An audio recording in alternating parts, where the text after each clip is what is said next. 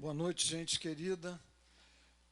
Prazer, uma alegria, apesar de todas as circunstâncias difíceis, a gente está outra vez aqui juntos. Muita graça de Deus que nos tem mantido de pé, nos sustentado, e a gente pode dizer com toda alegria, com toda confiança, com toda convicção no nosso coração, como Samuel, em tempos difíceis, até aqui, nos ajudou o Senhor. A rocha de ajuda nos sustentou, nos trouxe até aqui e nos haverá de conceder jornada vitoriosa até o fim. Louvado seja o seu grandioso nome. Gente amada, nós estamos na carta aos Hebreus. Essa é uma carta que, entre outras coisas, decodifica o sentido do sofrimento, da pressão sobre o povo de Deus, sobre a igreja.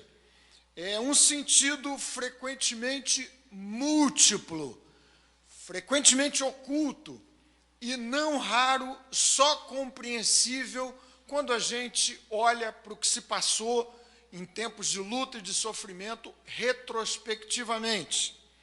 Essa é uma carta muito especial, por isso nós estamos nela pensando nesses dias. Para o escritor aos Hebreus, para o texto da palavra de Deus de maneira geral, visto como sendo um depoimento integral, essa situação ou situações de pressão, de sofrimento, de tribulação, são vistas como sendo a aplicação gentil, amorosa, doce, terna da disciplina de Deus sobre o seu povo. E sobre isso que nós vamos falar nessa noite. Se já vimos aqui de outras vezes que o capítulo 11 da carta aos Hebreus é o clímax dessa carta maravilhosa, extraordinária, um tratado espetacular sobre a fé, o capítulo 12, que nós vamos ler agora, ou alguns versos dele, é um texto que trata exclusivamente da disciplina de Deus, do ponto de vista de Deus, o que significa a disciplina, para que serve, como nos é aplicada. Vocês sabem, vocês têm visto aqui acompanhando essas mensagens, essas meditações, que no caso dos crentes, dos cristãos hebreus, o seu sofrimento, a pressão que se impunha sobre eles, as hostilidades, as lutas, por conta da defesa da sua própria fé, vinham sendo uma espécie de elemento retardador do seu avanço, da sua caminhada, da sua fé, um embaraço na sua caminhada e na sua experiência de fé. Eu sei que falar sobre disciplina, sobre tratamento disciplinar de Deus, é sempre a gente andar, de certo modo, no fio da navalha, levando-se em conta que a conotação frequente de disciplina tem a ver com punição, com castigo diante de alguma ofensa, de alguma coisa assim. Vamos aqui sentir, ver, perceber o que significa a disciplina de Deus, como Deus a aplica nas nossas vidas, para que serve, é isso que vamos falar. Nós estamos aqui tratando de um assunto que frequentemente também evoca em alguns de nós, quem sabe em muitos de nós, um sentido ruim. Há muita gente que não teve experiências boas com seus pais no sentido da disciplina, ou uma disciplina excessivamente autoritária, violenta eventualmente, ou quem sabe no outro extremo, uma disciplina permissiva ou a própria ausência absoluta de disciplina, negligência de pais na direção dos seus filhos. Mas estamos diante da inspirada e infalível palavra de Deus e ela nos haverá de guiar nessa noite outra vez. Essa é a oração do meu coração. Nós vamos ler da carta aos Hebreus, o capítulo 12, a partir do verso 4. Vamos ler os próximos versos até o verso de número 13. O texto diz assim: na luta contra o pecado, vocês ainda não resistiram até o sangue, luta contra o pecado significava, vocês estão lutando contra a hostilidade que se coloca na vida de vocês, no percurso de vocês, nessa caminhada de fé. Havia muita hostilidade, havia muitos opositores, havia muita pressão contrária. Na luta contra o pecado, vocês ainda não resistiram até o sangue. Quem foi ao limite da fé exercitada em tempos de pressão, de hostilidade na luta contra o pecado, foi o próprio Senhor Jesus Cristo, mencionado um pouco antes nesse texto. E vocês se esqueceram, diz-nos o escritor aos Hebreus no verso 5 do capítulo 12, da exortação que lhes é dirigida como a filhos. E então o escritor lança a mão de um texto do livro de Provérbios, de Salomão, capítulo 3, filho meu, não despreze a correção que vem do Senhor, nem desanime quando você é repreendido por ele, porque o Senhor corrige a quem ama e castiga todo filho a quem aceita. Verso 7, é para a disciplina que vocês perseveram, é para a disciplina que vocês suportam estas pressões. Deus os trata como filhos. E qual é o filho a quem o pai não corrige? Mas se estão sem essa correção, da qual todos se tornaram participantes, então vocês são bastardos, ou seja, filhos ilegítimos, e não filhos. Além disso, tínhamos os nossos pais humanos que nos corrigiam e nós os respeitávamos. Será que então não nos sujeitaremos muito mais ao Pai espiritual para vivermos? Pois eles nos corrigiam por pouco tempo, segundo melhor lhes parecia. Deus, porém, nos disciplina, é o termo usado aqui no verso 7 outra vez, para o nosso próprio bem, a fim de sermos participantes da sua santidade. Na verdade, toda disciplina ao ser aplicada não parece ser motivo de alegria, mas de tristeza. Porém, mais tarde, produz fruto pacífico aos que têm sido por ela exercitados, fruto de justiça. Por isso, levantem as mãos cansadas e fortaleçam os joelhos vacilantes. Façam caminhos retos para os seus pés, para que o manco não se desvie, mas seja curado. Palavra bendita, inspirada pelo Espírito Santo, infalível, palavra de Deus. Foi o que acabamos de ler. Que o Espírito de Jesus, que inspirou essa escritura infalível, seja o mesmo que lance luz nos nossos corações para entendermos e absorvermos e a praticarmos com o coração amaciado por esse regar bendito e singular do Espírito do Senhor. Amém. Carta aos Hebreus associa sofrimento, a imposição de pressões, um contexto de dificuldades com a disciplina de Deus. E aqui vale dizer, logo de cara, o texto se refere a uma disciplina no sentido do treinamento das crianças. Por 3 vezes, o texto usa uma expressão, traduzida aqui por disciplina, que é a exata tradução do cuidado de pais com seus filhos, cuidado amoroso, cuidado gentil, no treinamento das crianças, no sentido de que se tornem adultos saudáveis. Nada tem a ver com a punição, que é uma resposta a uma ofensa que, de alguma maneira, no caso do próprio Deus, ofendeu a santidade de Deus, porque esse castigo, o castigo pelas ofensas que são perpetradas contra a santidade de Deus, este castigo foi pago integralmente, pago completamente por Jesus na cruz do Calvário. A profecia de Isaías diz exatamente isso: o castigo que nos traz a paz estava sobre ele, por suas feridas somos sarados, ou fomos sarados. O castigo punitivo, como resposta à ofensa à santidade de Deus, para os crentes em Jesus, já foi aplicado em Cristo de maneira substitutiva. É castigo que deveria ter sido aplicado a nós. Não é dessa disciplina que o texto está falando, mas do treinamento de um pai zeloso, carinhoso, amoroso, cuidadoso com seus filhos infantes, no sentido de que cresçam, que amadureçam e que vivam uma experiência saudável. É esse o texto da palavra do Senhor. Os termos usados aqui para tratarem do conceito de disciplina são encorajamento, exortação foi o termo usado, que significa literalmente encorajamento, correção, repreensão. O termo castigo também aparece, mas não no sentido condenatório, não somos castigados, disciplinados por Deus de forma condenatória, porque este castigo já foi colocado pelo Pai sobre Jesus, que nos substituiu na cruz do Calvário. Que disciplina é essa? Como Deus nos trata?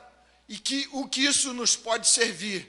Por que, queridos irmãos, estamos aqui nessa noite refletindo justamente sobre esse conceito de disciplina e o seu modus operandi de acordo com esse capítulo 12 da carta aos Hebreus? Já lhes disse, porque nessa carta inteira o sofrimento imposto por um contexto hostil sobre o povo de Deus, sobre os servos e servas do Senhor, é visto como sendo este treinamento bendito, disciplinar de Deus sobre a vida dos que creem.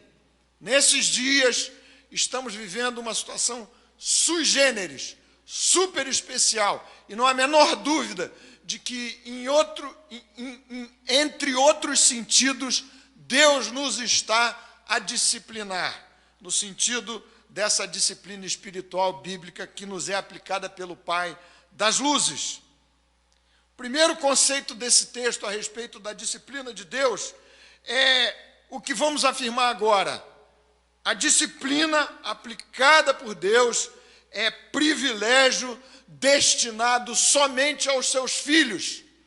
Veja comigo, olhe para o sofrimento, para as pressões que estão sendo impostas sobre a sua vida, aquelas de natureza mais pessoal, não genérica, mais específica, que tem o seu endereço, a sua identidade pessoal, mas também essas gerais que se tem abatido sobre o povo de Deus, como, por exemplo, essa questão dramaticíssima da Covid-19, do coronavírus. Olhe para isso como sendo disciplina aplicada por Deus, que nos é aplicada como privilégio somente aos filhos de Deus destinado. O texto diz assim: Deus os trata a nós como filhos. E qual é o filho a quem o pai não corrige? Mas se estão sem esta correção, da qual todos os filhos se tornaram participantes, então vocês são filhos ilegítimos. Então, a disciplina espiritual, nos termos da palavra do Senhor, é privilégio destinado exclusivamente, dispensado exclusivamente para os seus filhos. É parte da nossa certidão de filiação. Só os filhos têm direito ao privilégio bendito da disciplina de Deus. É um exercício regular. O texto diz um pouco mais adiante, conforme o que lemos, os que têm sido exercitados pela disciplina de Deus. É a tonificação da musculatura espiritual da nossa alma, da nossa vida com Jesus. Disciplina aplicada por Deus é privilégio destinado, estendido exclusivamente aos seus filhos.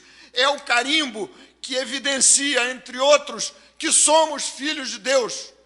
Não é como o diabo vai sugerir para você, debaixo de sofrimento, debaixo de pressão, que você foi largado para o lado por Deus, que Deus não é bom, que Deus não é justo, que Deus não é santo, porque tem tratado você na base do sofrimento. Não, não é isso.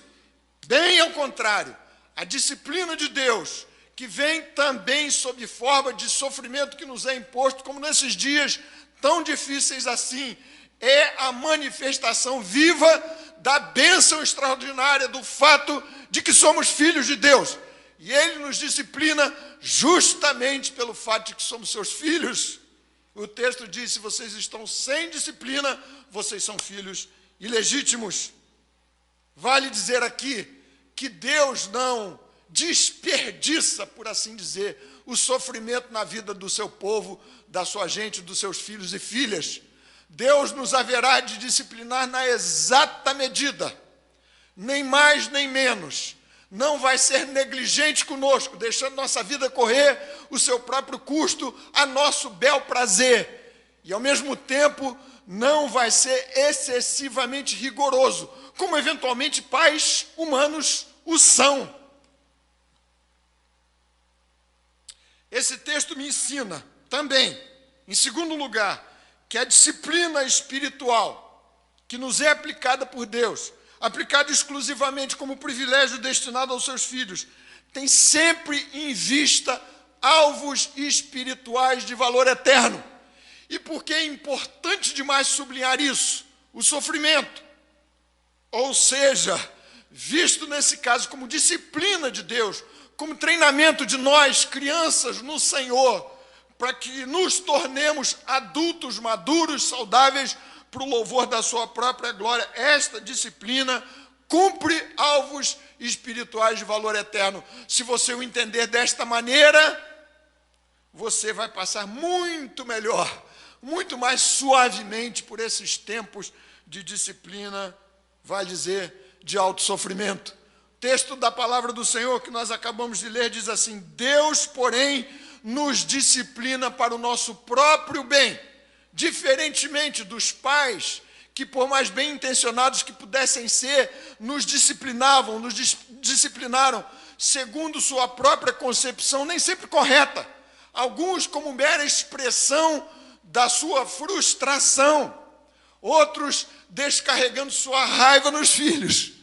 Quantas vezes você viu isso acontecer? Certamente, dentro da sua casa, observando a casa de alguém mais, uma disciplina imposta exclusivamente como um desabafo, como um extravasamento da frustração de alguns pais. Não é o caso de Deus. Deus nos disciplina, nos trata, trabalha em nós para o nosso próprio bem, a fim, e aí está um valor eterno, um alvo de eterno valor da disciplina espiritual que nos é aplicada por Deus à vida, a fim de sermos participantes de sua santidade. Porém, diz o texto, verso 10, verso 11, mais tarde produz fruto pacífico aos que têm sido por ela exercitados, fruto de justiça. Valor eterno, gerar vida em nós. Valor eterno da disciplina de Deus, produzir o caráter de Deus em nós, ou reproduzir o caráter de Deus, a natureza de Deus, de seu Filho Jesus Cristo, nos crentes. Texto preciosíssimo, que não me canso de citar, segunda carta de Paulo aos Coríntios, capítulo 3, verso 18, mas todos nós, com o rosto desvendado, contemplando como por espelho a glória do Senhor, somos transformados de glória em glória, na sua própria imagem, como pelo Senhor o Espírito. Esse é o eterno valor. Diz-nos o texto, Deus nos disciplina para o nosso próprio bem, tendo em vista nos fazer partícipes do seu próprio caráter, da sua própria natureza santíssima, da sua bondade, da sua santidade, do seu caráter sempre justo, partícipes da sua santidade, diz o texto. E sabem que desdobramento maravilhoso existe nesse valor da disciplina que nos é aplicada por Deus? É que, verso 14 do texto que nós não lemos, a santidade é o caminho direto para a máxima comunhão da nossa vida com Deus. Quanto mais o Senhor nos treina, quanto mais nos disciplina, quanto mais a disciplina de Deus é recebida quebrantadamente por seus filhos e filhas, mais a santidade de Deus vai sendo transferida para nós. E santidade não se veja apenas como sendo a definição de ausência de pecados, é, de maneira ativa, a presença bendita dos frutos do Espírito, as qualidades morais do nosso Deus, refletidas no seu povo, na sua gente, nos seus filhos. O escritor aos Hebreus diz assim: busquem a santidade, sem a qual ninguém verá o Senhor. Quanto mais nos sujeitamos à disciplina de Deus, mais nos tornamos participantes da sua santidade, e assim mais vemos o Senhor, mais intimidade com Ele, mais comunhão com Ele, mais poder do Espírito Santo sobre as nossas vidas, porque temos sido trabalhados pela disciplina de Deus. O texto diz: mais tarde vai haver fruto pacífico aos que têm sido, pela disciplina, exercitados fruto de justiça. Vai haver paz, porque é impossível haver paz sem que haja justiça. Romanos capítulo 5, verso 1, um aspecto fundamental que principia toda essa discussão dos frutos da paz e da justiça. Justificados, pois, mediante a fé temos paz com Deus. Onde há a justificação, e essa é uma justificação que nos é atribuída pela justiça de Jesus, atribuída a nós as suas vestes brancas, completamente alvas, sem pecado algum, que nos são postas, é por meio dessa justiça, a de Cristo, que nos é imputada e atribuída. É uma justiça de natureza forense, ou seja, no grande tribunal de Deus, Ele como supremo juiz da vida, nós somos absolvidos inteiramente, e por isso temos paz com Deus. É a justiça de Jesus que a nós foi imputada. Mas há um desdobramento prático dessa justiça e dessa paz, onde filhos de Deus, filhas de Deus, justificadas pelo sangue de Jesus, haverão de viver crescendo em santidade. Eles serão sempre embaixadores da paz. O que não significa dizer que a paz vai acontecer às custas do não exercício da justiça. Não é isso. Mas paz e justiça caminham sempre lado a lado. Bendito seja o grande nome do Senhor, por esse fruto maravilhoso da disciplina de Deus que haverá de florescer e crescer e se manifestar abundantemente naqueles e na vida daqueles que se submetem à disciplina de Deus. O texto nos diz que a disciplina traz consigo a bênção eterna de nos preparar para a glória vindoura.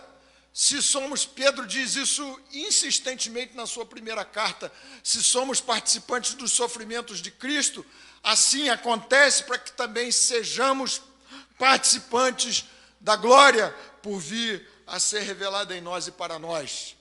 Terceira proposição desse texto maravilhoso a respeito da disciplina de Deus. Minhas reações à disciplina de Deus serão determinantes de minha condição de vida espiritual. Como é que você reage à disciplina de Deus? Como é que você tem reagido na sua vida nesses dias difíceis, em que se somam, torno a dizer, os sofrimentos de natureza mais pessoal, aqueles que já estavam acontecendo na sua família, na sua casa, na sua saúde, no seu trabalho, na falta de trabalho, tantas questões bem particulares assim, e de repente, como se isso já não fosse medida suficiente de pressão sobre alguns ou tantos de nós, de repente uma pandemia, de repente uma pressão generalizada, de repente uma hostilidade impressionante de um vírus, impondo grandes, gravíssimos sofrimentos, é verdade, a uns mais do que a outros, mas a toda a nação, a todo o planeta. Como é que você tem reagido nesses dias de impressionante pressão? É a disciplina de Deus que nos está sendo aplicada de uma forma ou de outra. Minhas reações à disciplina de Deus vão determinar qual será a minha condição de vida espiritual, em que plano de vida espiritual eu desejo viver ou estarei vivendo. O texto diz assim: filho meu, não despreze a correção que vem do Senhor. Há uma possibilidade de você dar de ombros ao que Deus nos está falando. É impossível, sob a ótica da palavra de Deus, fechar os meus ouvidos e achar que não haja a voz de Deus fortíssima, imperiosa, ao meu coração, ao coração da igreja, nesses dias diante de tanta coisa que nos está acontecendo. O texto diz: filho meu, não desprezes a correção, não dê de ombros. Correção que vem do Senhor. Nem se desanime, nem recue, nem volte para trás, nem retroceda na sua caminhada de fé, nem desanime quando você é repreendido por Ele. E diz-nos um pouco mais o texto sagrado: além disso, tínhamos os nossos pais humanos que nos corrigiam, e nós os respeitávamos. Há uma possibilidade ruim de reação imprópria de crentes à disciplina de Deus, que é o desrespeito à glória do Senhor. É você agasalhar na sua alma e no seu coração a ideia maligna e diabólica, que o diabo vai tentar, sem dúvida, plantar em você. E eu repito aqui, que Deus não é bom, que Deus deixou você sozinho. Na hora mais aguda da sua vida, Deus desamparou você. Será que então não nos sujeitaremos muito mais ao Pai espiritual para vivermos? Agora é a hora, mais do que em qualquer outra, da nossa existência, nesses dias. Agora é a hora de nos recordarmos das exortações da palavra de Deus. Foi o que o verso 4 nos disse. E vocês se esqueceram da exortação. Meus queridos irmãos e irmãs, não vamos nos esquecer das exortações de Deus nesse tempo difícil. E aqui cito Lutero, num comentário a esse ponto, ele diz assim: somente a tribulação nos ensina a darmos atenção à palavra de Deus. Pode ser uma palavra exagerada, mas o grande reformador Lutero compreendeu que a disciplina de Deus, na forma do sofrimento e da tribulação, é o mecanismo, é o elemento singular por meio do qual daremos a devida atenção à palavra de Deus, à palavra do Senhor. Quem não se submete nesses termos à disciplina de Deus, abre mão do privilégio de ser seu filho, dos direitos atinentes a essa condição. Como se fosse Esaú, abrindo mão do direito de primogenitura por um repasto. E a gente, e eu espero que não seja o meu caso e o seu, estrebuchando contra Deus em tempos de sofrimento, de dor e de pressão. Nesses dias, nem desprezo à correção de Deus, nem desânimo, nem desrespeito, nem rebeldia, insubmissão. O texto diz: nós nos sujeitávamos aos nossos pais, nós os respeitávamos, quanto mais ao Pai espiritual. Aqueles nos corrigiam com as falhas próprias dos pais humanos, alguns mais violentos do que outros, alguns mais sábios do que outros.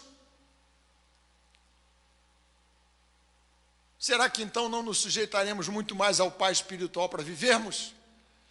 E aqui, vocês me permitam contar, talvez eu já tenha contado, uma reação de um dos meus irmãos. Acho que eu posso dizer aqui quem é, ele deve até estar nos assistindo agora, lá de Curitiba, meu irmão mais velho. Minha mãe costumava dizer, ele tinha umas saídas assim, curiosas, engraçadas.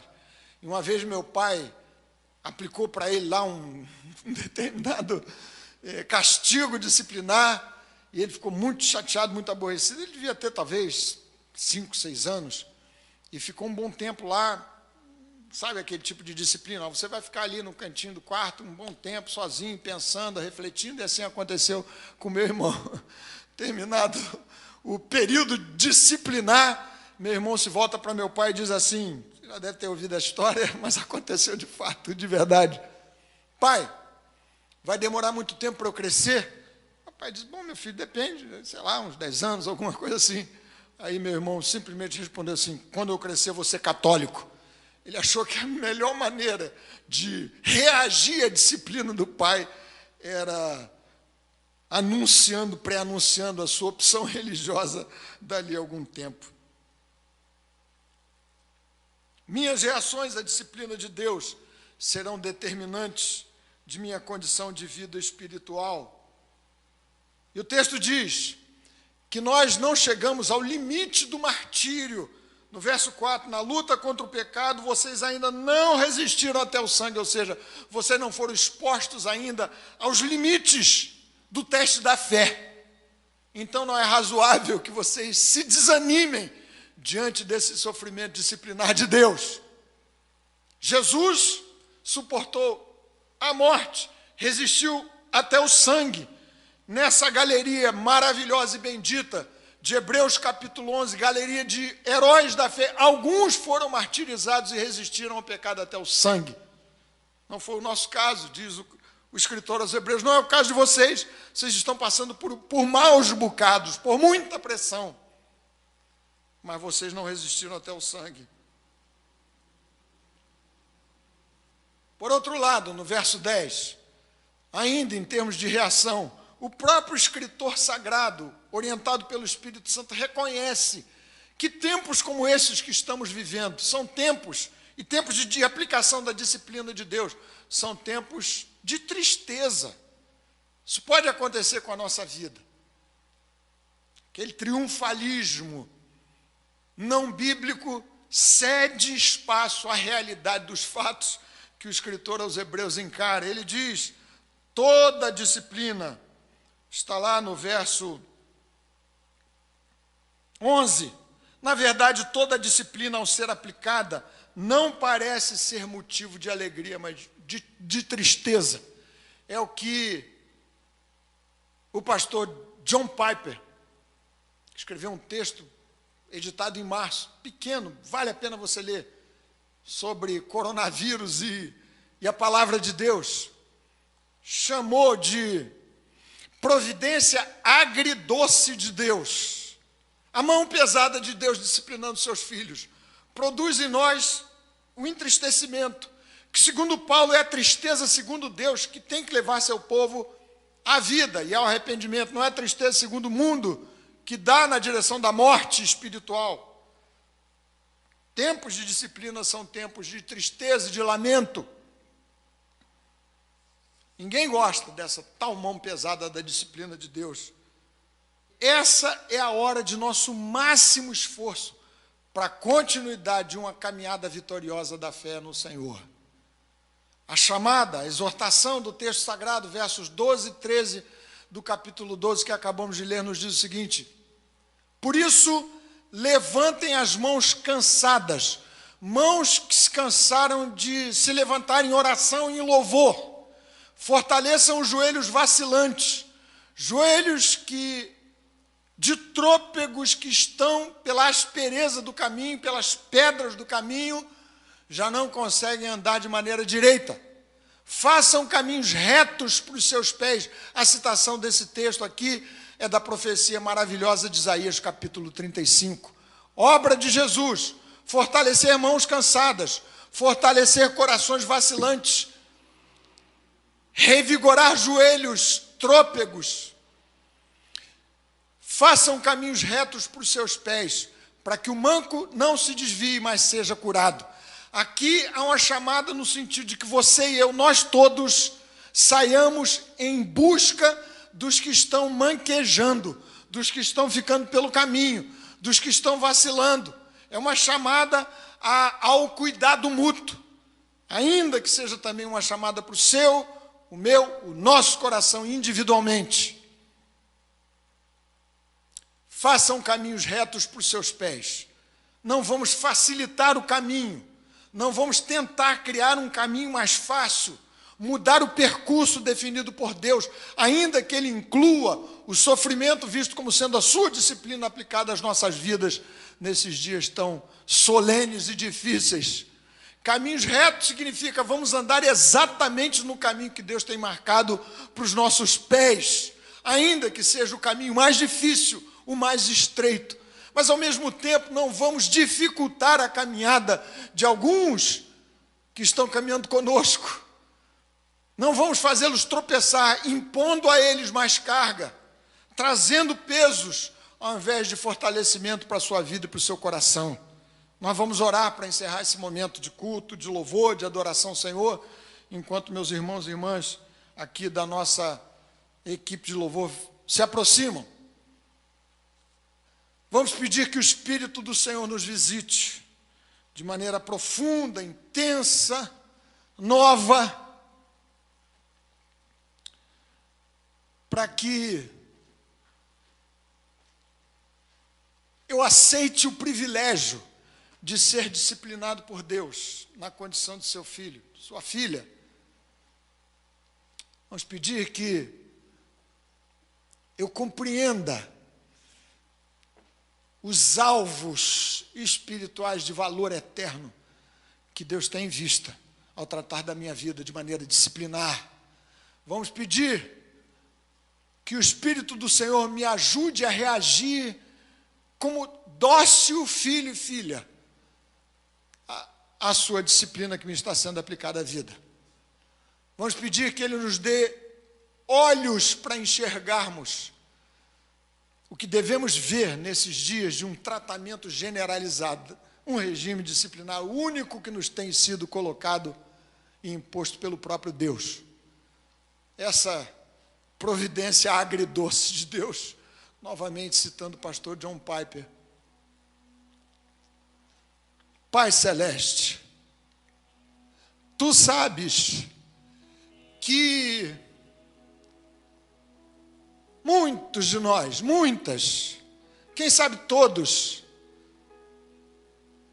têm sentido suas mãos pesadas, já não se levantando como antes, para a oração, para o louvor. Mãos que antes seguravam no arado dessa bendita seara, e agora já estão deixando o arado de lado. Ó Pai bendito, Tu sabes que há muitos joelhos vacilantes, trôpegos, muitas incertezas em tantos dos nossos corações. Tu sabes, ó Deus, que há muitas sombras.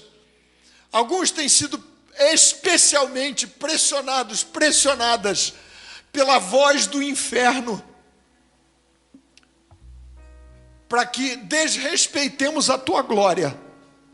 E aqui, nessa noite, juntos, declaramos outra vez, como já cantamos, orando: o Senhor é bom, o nosso Deus é justo, santo e bom, sempre bom, sempre bom. Ó Deus, por Tua misericórdia, que sobre nós se tem renovado a cada manhã, mesmo nessas manhãs, especialmente nessas manhãs difíceis, visita-nos, abre-nos os olhos aos meus, Senhor, os nossos corações, para nos colocarmos diante de Ti como Daniel, Teu servo, fez. Ó Senhor, ouve-nos, ó Senhor, atende ao nosso clamor, perdoa-nos, ó Deus, ensina-nos o caminho da paz, que não abre mão da justiça e da Sua defesa, em nome de Jesus. Visita-nos, Pai Celeste, e nos livra dos pecados que costumam envolver as maiorias. Livra-nos, ó Pai, daqueles pecados que envolveram o Teu povo nos dias de Daniel, dias de Elias. Ó Pai Celeste, guarda-me o coração, a nós, a nossa amadíssima comunidade Betânia, ajuda-nos, trata das nossas vidas. O que mais desejamos é participar da Tua santidade, é ver o Teu rosto, é contemplarmos juntos a Tua glória.